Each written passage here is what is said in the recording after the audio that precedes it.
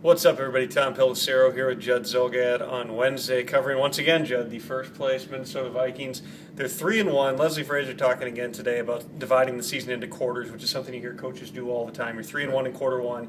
Now you're back to 0-0. But you look at these next 4 weeks here, 19 days, I believe it is, in 4 games, because they got that Thursday night game at the end of it. 3 of them at home. And if you're going to, as much as you never want to read too much into where teams are record-wise at this stage in the season, you look at the opponents between Tennessee and Tampa Bay. You look at it and you see some winnable games here. I think the only game that you see on the schedule in the next 6 that's tough is the Cardinals. And once again, who would have thought the Cardinals would be a tough game? And the Cardinals' offense, who knows? The defense is good. We know that. But here's the thing about the Vikings, too, Tom, that we're starting to see, and I think this is probably more important in the National Football League than any sport. Things are going their way, right? Yeah. Things are going their way. It's been quite a while since the Vikings had basically good health, which, yes, they've had a couple injuries, but you know what? Every team's going to have injuries. They haven't had key injuries. You look at the Titans, for instance. They come in. Will Jake Locker play? So far, Ponder healthy. The offense healthy. Adrian Peterson healthy. The Vikings have had things going their way so far this season, and in the NFL, you need to get breaks. You really do. And so far, they've been going that way for the Vikings.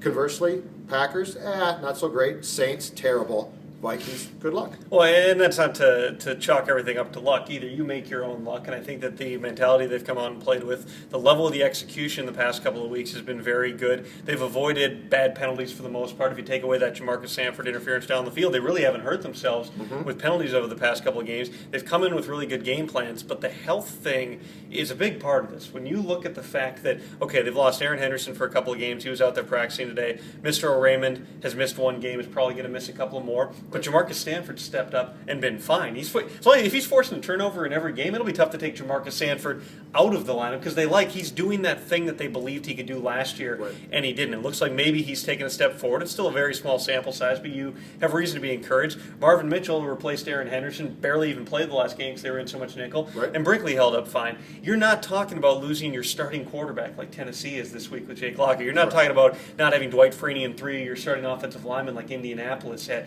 Every week it seems like we've seen the opponent missing somebody, a key part of their Detroit was playing with their practice squad safety, a guy they signed the day before. I've never seen that, I don't think, in my life before. And starting the next day? Starting. Exceedingly rare. You see things like that, and you do recognize the Vikings have so far gotten away without losing any of their... If you pick the 10 to 15 core players on this team, none of those guys have missed time. Some of them have had to play through some injuries, guys like John Sullivan, even Jared Allen, but they're still on the field. At some point, they're going to have that adversity to deal with, and that's why even when they sit here at 3-1, you can't say they're well on their way. There's a lot of things that still have to happen, and also teams are going to continue to figure out new ways to scheme against them and take away the things the Vikings do well.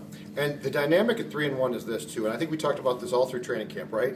Which is, what would the veteran buy-in be? And ever since Antoine Winfield, after that second game against the Colts, got up and talked in front of the entire team, the veteran buy-in, I give these guys credit, because I really thought guys like Kevin Williams, Jared Allen, Antoine would start to roll their eyes and say in training camp, we're too young, here we go again, 3-13, maybe as I predicted 4-12.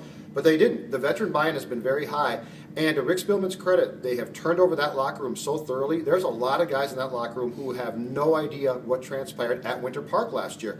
So I just think the whole dynamic from being healthy to having some luck to making their own breaks to veterans buying in, things have been set up way better than I expected. I thought this would be much more of a gradual process, and instead it's taken off pretty quickly. Well, and you also talked a couple of weeks ago when we did the video about the fact that you're 1-1 and Antoine Winfield already feels as though he needs to stand up there and question his teammates on something, and we looked at that as a sign of trouble. In fact, I think that was Antoine preemptively coming forward with these things. I had a chance to talk to Antoine for about 5 minutes in the locker room after everybody else cleared out in Detroit, and he had told me before that part of the message was we got to be a lot more physical. We've really got to come out and bring a different sort of mentality than they had in Indianapolis. But what he expanded on to me on Sunday was about the fact that he was also talking to the young players about, you need to study more film. You need to do more work. You can't be the first guy out of the locker room here. You're a young player. You've got a lot to figure out. You need to be a professional and step forward and do these things. And by all accounts, they've done a much better job of that and really taken some steps forward. And you see some of the young plays, guys like Harrison Smith, making a ton of plays in that Detroit game. That's a really encouraging sign that they're already at this point, some of those young players and those rookies already making that level of impact. Don't you think, Tom, too, that as things disintegrated last year, you had an older locker room, and I think what you had was a lot of guys just mentally check out. They lost those 2 early games. They lost to Tampa Bay and Detroit. Games at home they probably should have won. They lost them. And I think they started to see that snowball effect. And I think what you had was some of the older guys just said, you know what, it's not going to work. What they've got now is a young roster. So when Winfield got up and talked to those guys, he was basically addressing a lot of impressionable people. Harrison Smith is a good player, but he's impressionable. Sure. And also, all of a sudden, after week 2, I think a guy like Harrison Smith hears that message and thinks, hold on a second here. This guy might be right. And if we do this, we should have won this game.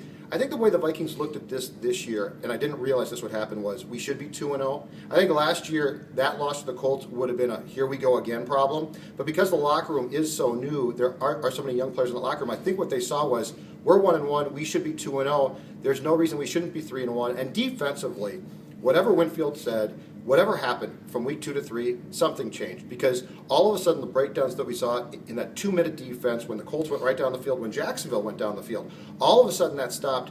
And the last 2 games, the Vikings defense has played incredibly physical. A message was delivered, whether that was Winfield or somebody else. Somebody deserves credit because this defense, that hit last week by Harrison Smith in the end zone on Calvin Johnson. It's the biggest play in the game. And it doesn't happen last year. There is no, that is a touchdown, 100%. That's a touchdown last year. It helps when you get a more talented player at safety, too. But, I mean, he knew, but he also had the instincts to do that. Well, and he trusts his instincts, which I think Yes. is a huge part of it. He's smart, he's disciplined. And that emboldens Sanford, by the way.